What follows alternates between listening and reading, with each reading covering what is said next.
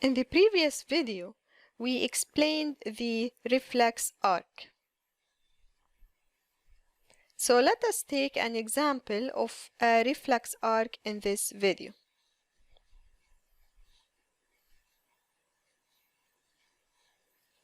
So the main objective of this video is to explain an example of a reflex arc. Imagine that you touched a hot plate.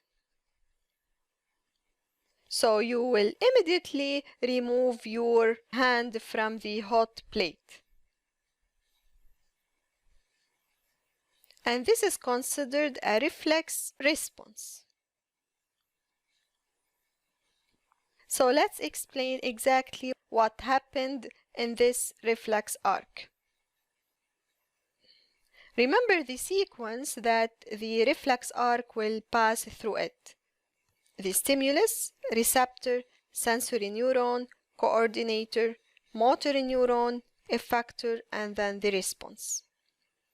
In this particular example, the stimulus will be the heat from the hot object.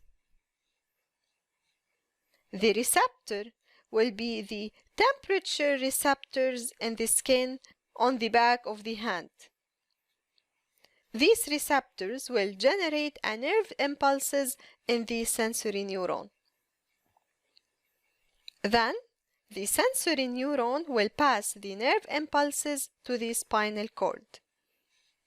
In the spinal cord, we have an intermediate neuron that will link the sensory neuron to the motor neuron.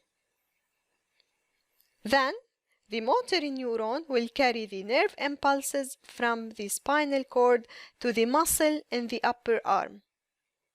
This means that we have three types of neurons in our body: the sensory, which carries the impulses to the spinal cord; the intermediate neuron, which links the sensory with the motor neuron in the spinal cord; and finally the motor neuron, which carries the impulses from the spinal cord to the muscles or the effector.